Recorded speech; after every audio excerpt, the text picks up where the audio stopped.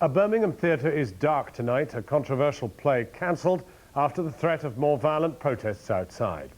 The Rep Theatre had altered the plot to appease the protesters. The audience was even given a note relaying the grievances of the Sikh community, but all to no avail. Now the playwright is in hiding after she received death threats for a work depicting sexual abuse in a Sikh temple. After Saturday's disturbances, police and religious leaders had feared even bigger demonstrations tonight.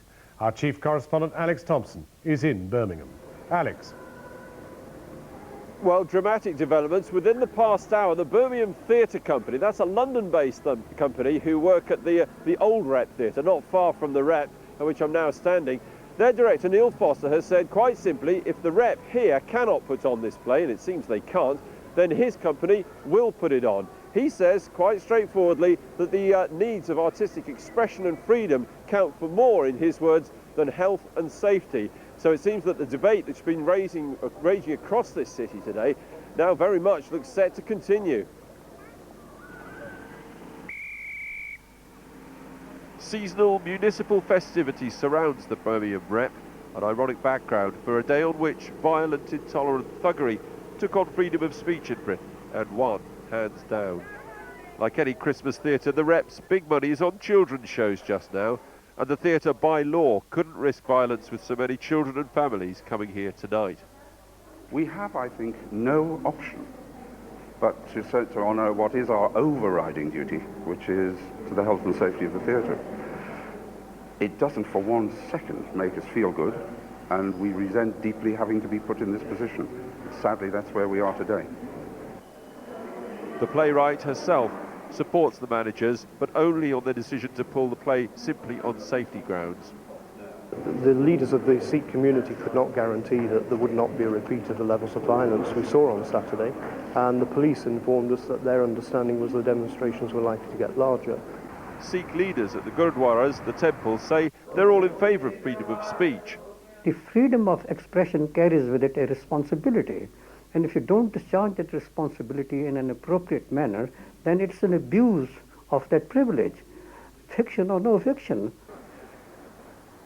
For much of the day, this city centre police station was the venue for talks as Sikh leaders arrived, speaking of protesters coming potentially from all over the UK.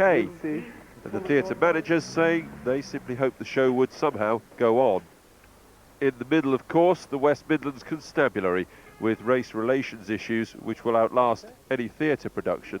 Did you put the pressure on the... That is not our role. That is not our role at all. It's a matter entirely for the theatre. This was the Rep Theatre on Saturday night. Today the police bluntly said they could expect more of this and worse. So today, the mob had their victory. We congratulate the theatre for taking the decision it took after we exercised our democratic rights of protest. The withdrawing of the play Bezhti, for whatever reason, is appreciated. The Sikh community in this city has yet to explain how smashing up a theatre is, quote, our democratic rights of protest. Tonight, a definite police presence around the Rep. There is no dishonour in the freedom of speech. And just two protesters wanting freedom of speech, one of them a friend of the playwright. This afternoon I heard that she was threatened with kidnapping and murder.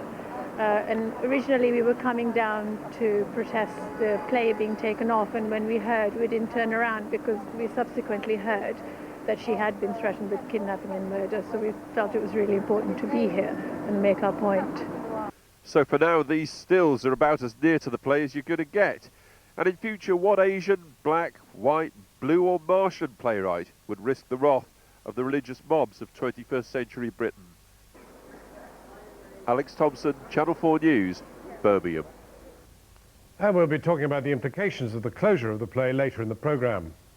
The new Home Secretary Charles Clarke is bracing himself for a Labour